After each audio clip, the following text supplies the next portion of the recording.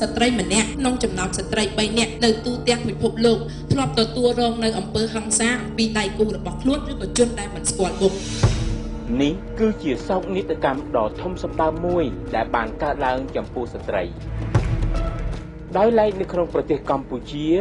តាមការអង្កេតនិងរបាយការណ៍ផ្សេងៗដែលយើងបានរកឃើញយើងសង្កេតឃើញថាស្ត្រីនៅតែបន្តទទួលរងនៅអំពើហិង្សា What do you think are some of the key issues that young women in Cambodia face អំពើហិង្សាមានរូបភាពជាច្រើនយ៉ាងដូចជាអំពើហិង្សាផ្លូវកាយអំពើហិង្សាផ្លូវចិត្តអំពើហិង្សាផ្លូវភេទនិងអំពើហិង្សាផ្នែកជីវភាពសេដ្ឋកិច្ចតើអ្វីជាមូលហេតុដែលនាំឲ្យកើតមានអំពើហិង្សាបុរសភាគច្រើនគឺគាត់ប្រើអំពើហិង្សាទៅលើស្ត្រីកាលណាបុរសជាផ្នែកនៃបញ្ហាយើងគិតថាបុរសក៏គួរតែជាផ្នែកនៃដំណោះស្រាយបុរសល្អផ្ដល់តម្លៃឲ្យស្ត្រី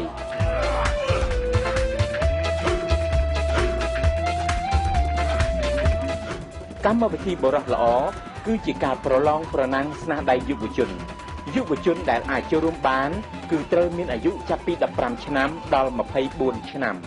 ការប្រកួតប្រជែងស្នាដៃកម្មវិធីបុរសល្អមាន4ប្រភេទដូចជាអត្ថបទសំណេរកំណាព្យប្រឡំលោកខ្នាតខ្លីនិងរឿងខ្លីអមដោយរូបភាពសមាគមយុវជនខ្មែររៀបចំកម្មវិធីប្រកួតប្រជែងស្នាដៃបុរសល្អនេះគឺក្នុងគោលបំណងដើម្បីឲ្យបុរសវ័យក្មេងទាំងអស់ហ្នឹងគឺគាត់បានយល់អំពីតួនាទីរបស់ស្ត្រីហើយគាត់ចាប់ផ្ដើមអនុវត្តនូវសកម្មភាពទាំងឡាយដែលជួយគ្រប់គ្រងនិងលើកកម្ពស់ដល់សិទ្ធិស្ត្រីការពារស្ត្រីដែលជិះផុតអំពីការរំលោភបំពានសិទ្ធិមនុស្សក៏ដូចជាការប្រើអំពើហិង្សាទៅលើស្ត្រីការរំលោភសេពសន្តិវៈទៅលើស្ត្រីហើយអ្វីដែលសំខាន់មួយទៀតហ្នឹងគឺឲ្យបរិសុទ្ធវ័យក្មេងទាំងអស់ហ្នឹងគាត់យល់ឲ្យយ៉ាងច្បាស់អំពីតួនាទីរបស់ស្ត្រីនិងភាពជាដៃគូក្នុងការអភិវឌ្ឍនៅក្នុងសង្គមគឺឲ្យបរិសុទ្ធហ្នឹងគឺគាត់បដូរនៅអរិយាប័ត្រទាំងឡាយដើម្បីគ្រប់គ្រងឲ្យស្ត្រីបានចូលរួមយ៉ាងសកម្មហើយពេញលេញនៅក្នុងដំណើរការនៃការសម្រេចចិត្តនៅក្នុងគ្រួសារនៅក្នុងសហគមន៍ហើយនៅក្នុងប្រទេសជាតិយើងទាំងមូលផងដែរថ្ងៃនេះគឺជាកម្មវិធីបង្ហាញលទ្ធផលគម្រោងនិងប្រគល់រង្វាន់ជ័យលាភីជូនដល់បេក្ខជន13នាក់ដែលបានឈ្នះការប្រកួតប្រជែងស្នាដៃកម្មវិធីបុរសល្អ And also a good man doesn't do nothing. He acts to stop and prevent things as well. យុទ្ធនាការបុរសល្អគឺជាគំនិតផ្ដួចផ្ដើមសកម្មភាពអប់រំថ្នាក់ជាតិយើងជាយុវជនយើងបានប្រើប្រាស់ពេលវេលារបស់យើងប្រកបដោយភាពមានតម្លៃនៃយុទ្ធនាការនេះគឺផ្ដោតលើការលើកកម្ពស់ការយល់ដឹងដើម្បីផ្លាស់ប្ដូរឥរិយាបថនិងការប្រព្រឹត្តរបស់ក្រុមបុរសគោលដៅទាំងអស់ក្នុងការលុបបំបាត់ឫសគល់អំពើហិង្សាលើស្ត្រីសង្ឃឹមថាបងប្អូនជាបុរសល្អទាំងអស់ជាស្ត្រីល្អទាំងអស់នឹងក្លាយជាទំពាំងស្នងរស្មីហើយផ្ដើមចេញពីខ្លួនបងប្អូនទាំងអស់ធ្វើឲ្យអនាគតរបស់បងប្អូនបានភ្លឺស្វាងហើយគ្រួសាររបស់បងប្អូននឹងរុងរឿងសង្គមជាតិរបស់យើងអាចប្រកួតប្រជែងនៅ2015ទទួលបានជោគជ័យយុវជនគឺជាសសរស្តម្ភសេដ្ឋកិច្ចជាតិយើងដឹងហើយថាកម្លាំងយុវជនគឺជាកម្លាំងដែលមិនចេះរីស្ងួតការរៀបចំបង្កើតព្រឹត្តិការណ៍កម្មវិធីបុរសល្អជាមួយយុវជននៅពេលនេះគឺជាការចាប់ផ្ដើមដ៏ត្រឹមត្រូវមួយគឺយើងចាប់ផ្ដើមពីយើងម្នាក់ៗដើម្បីយើងទាំងអស់គ្នាការចាប់ផ្ដើមពីយើងជាយុវជននៅពេលនេះគឺប្រកាសជាទទួលបានលទ្ធផលសម្រាប់ក្មេងជំនាន់ក្រោយគោលដៅរយៈពេលវែងនៃយុទ្ធនាការបរិសុទ្ធល្អរួមមានធ្វើការតស៊ូមតិជុំវិញផ្នត់គំនិត gender មួយចំនួនដែលជាហេតុនាំឲ្យមានអំពើហិង្សាលើកកម្ពស់ការយល់ដឹងតាមមធ្យោបាយផ្សេងៗគ្នានៃភាពជាបុរសលើកទឹកចិត្តឲ្យមានអន្តរាគមន៍គៀងគរចលនាសង្គមក្នុងគោលបំណងផ្លាស់ប្ដូរឥរិយាបថដើម្បីឲ្យមានសមភាព gender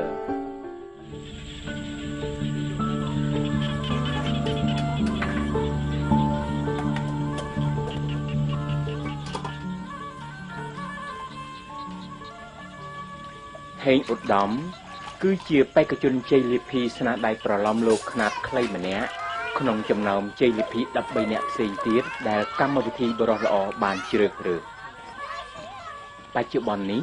ហេងឧត្តមគឺជានិស្សិតឆ្នាំទី2ភាសាបារាំងផ្នែកនីតិសាស្ត្រប្រៀបធៀបនៃសាកលវិទ្យាល័យភូមិន្ទនីតិសាស្ត្រនិងវិទ្យាសាស្ត្រសេដ្ឋកិច្ច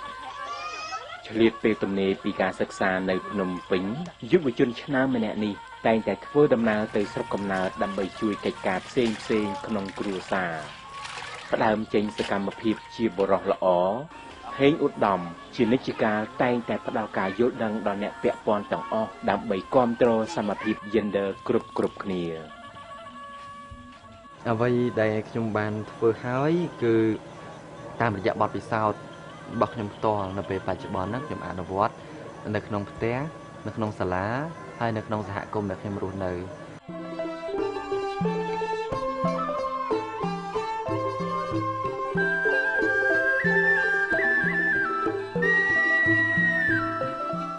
ក្នុងត្រកូលគ្រួសារកសិករហេងឧត្តមគឺជាយុវជនគំរូម្នាក់សម្រាប់ភូមិបន្ទាយស្រីឃុំខ្នាសណ្ដាយស្រុកបន្ទាយស្រីខេត្តសៀមរាបបើសិនជាប្តីប្រពន្ធនឹងចេះគោរពគ្នាចេះអីហ្នឹងវាជាការល្អហើយនៅក្នុងគ្រួសារនោះបានជោគជ័យនៅក្នុងសង្គមហើយកាលណាបើសិនជាប្តីមិនស្ដាប់ប្រពន្ធមិនស្ដាប់ប្តីគ្រួសារនឹងប្រកាសជាបរាជ័យហើយតែចំពោះកូនខ្ញុំបើសិនជាវាបដិញ្ញាចិត្តថាវានឹងជួយស្ត្រីជួយស្អីអញ្ចឹងខ្ញុំត្រេកអរណាបុរសល្អផ្ដល់តម្លៃឲ្យស្ត្រីនេះគឺជាកម្មវិធីបុរសល្អដែលសហការផលិតដោយមណ្ឌលព័ត៌មានស្ត្រីកម្ពុជានិងសមាគមយុវជនខ្មែរ KYA យើងមានលោកហេងឧត្តមដែលជាជ័យលាភីលេខ1ខាងស្នាដៃប្រឡំលោកខ្នាតខ្លីលោកមឿនចន្ទ្រាដែលជាជ័យលាភីលេខ1ខាងស្នាដៃអត្ថបទសំណេរលោកស្រីផិនសូម៉ាលីដែលជាមន្ត្រីកម្មវិធីនៃសមាគមយុវជន KYA ចា៎ហើយប្រិមិត្តដែលកំពុងស្ដាប់នោះបើសិនជាលោកមានចម្ងល់អ្វីទាក់ទងនឹងការប្រឡងបរិយាល្អនេះគឺអាចទូរស័ព្ទចូលរួមកម្មវិធីយើងបានពីពេលនេះរហូតដល់ម៉ោង 10:30 នាទីចា៎ការរៀបចំបង្កើតកម្មវិធីបរិយាល្អ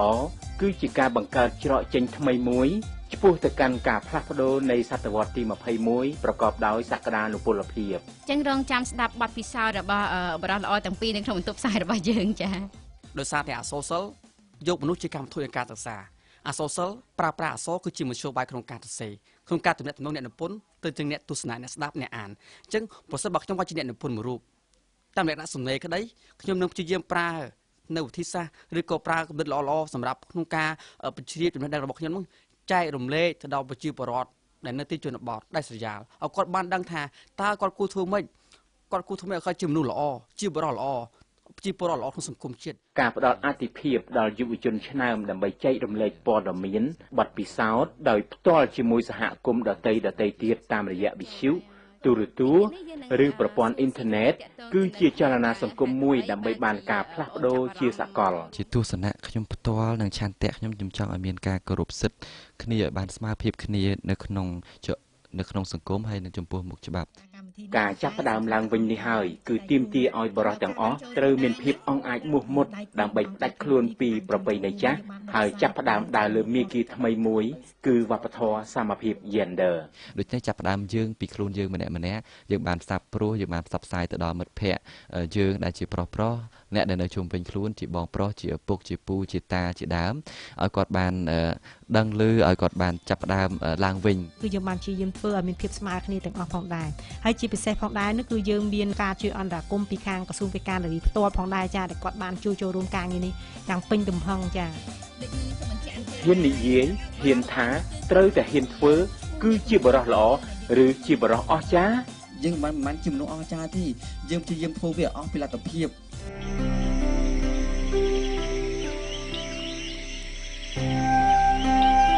មឿងចន្ទ្រាជានិស្សិតអក្សរសាស្ត្រខ្មែរនៃសាកលវិទ្យាល័យភូមិន្ទភ្នំពេញនិងជានិស្សិតអក្សរសាស្ត្រអង់គ្លេសនៃសាកលវិទ្យាល័យកម្ពុជា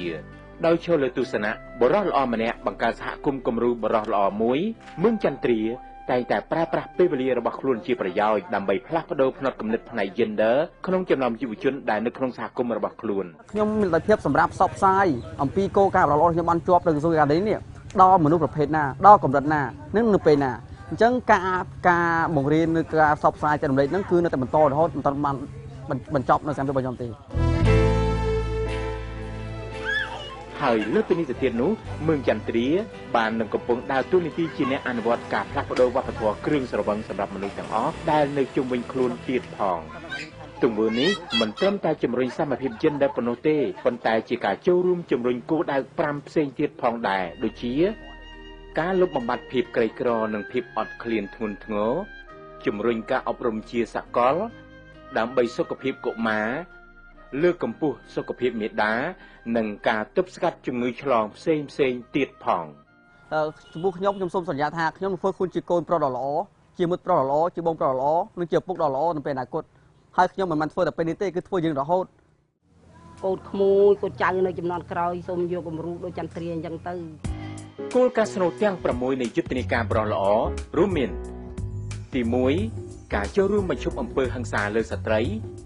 ទី2ការចែករំលែកកិច្ចការផ្ទះទី3ការដោះស្រាយបញ្ហាដោយការពិភាក្សាគ្នាទី4ការធ្វើខ្លួនជាគំរូល្អក្នុងការលើកកម្ពស់សមភាពរវាងបុរសនិងស្ត្រីទី5ការធ្វើការសម្រេចចិត្តរួមគ្នាទី6ការយកចិត្តទុកដាក់ចំពោះបុរសនិងស្ត្រីស្មើគ្នាខ្ញុំសន្យាថាខ្ញុំនឹងធ្វើខ្លួនឲ្យខ្លាចទៅជាបុរសល្អបញ្ញាថាផ្ដល់តម្លៃឲ្យស្ត្រី 100% ខ្ញុំសន្យាថានឹងជួយហើយជំរុញលើកកម្ពស់ដល់ស្ត្រី 100%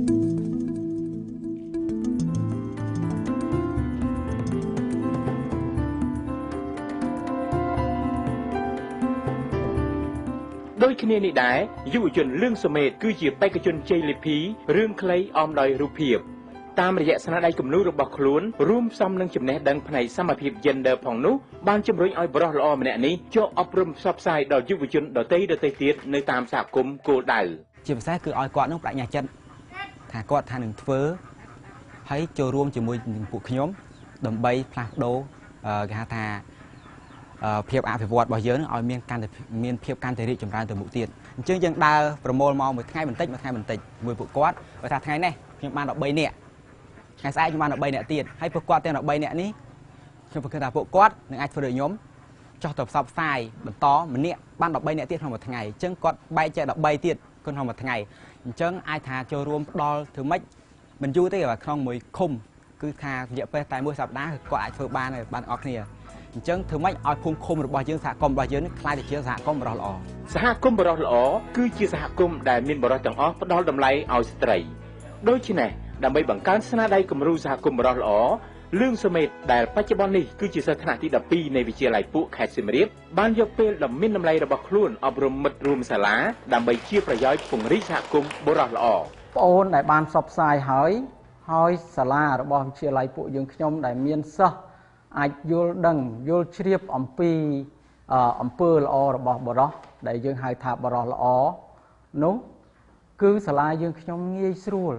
ក្នុងការគ្រប់គ្រងងាយស្រួលទាំងការរៀនសូត្រជាពិសេសគឺមានវិន័យល្អដែលជាចំណុចមួយវិន័យនេះដែលនាំឲ្យអ្វីគ្រប់បែបយ៉ាងដែលតាក់ទងទៅនឹងគ្រឹះស្ថានសិក្សានឹងទទួលបានជោគជ័យទោះជាយ៉ាងណាក៏ដោយក៏យើងអាចមើលឃើញយ៉ាងច្បាស់ថាតាមរយៈសកម្មភាពបរិះល្អបានចូលរួមធ្វើឲ្យមានការផ្លាស់ប្ដូរទាំងអាកប្បកិរិយាទាំងការប្រព្រឹត្តរបស់ក្រុមបរិះដែលតាក់ទងទៅនឹងសមភាព gender ម្យ៉ាងទៀតតាក់ទងជាមួយនឹងសហគមន៍បរិះល្អហ្នឹងគឺយើងនឹងធ្វើការពង្រីកឲ្យមាននៅគ្រប់តំបន់គោលដៅដែលអនុវត្តដោយសមាគមយុវជនខ្មែរនាពេលបន្តទៅទៀតផងដែរនៅតាមតំបន់គោលដៅដែលសមាគមយុវជនខ្មែរ KYA បានរៀបចំដូចជាបណ្ដាញសមាគមយុវជនខ្មែរខេត្តសៀមរាបខេត្តព្រៃវែងបន្ទាយមានជ័យបាត់ដំបងស្វាយរៀងកំពង់ឆ្នាំងកំពង់ចាមតាកែវកំពតកោះកុងរតនគិរីមណ្ឌលគិរីខេត្តកំពង់ស្ពឺនិងខេត្តព្រះវិហារយើងចាប់ផ្ដើមធ្វើជា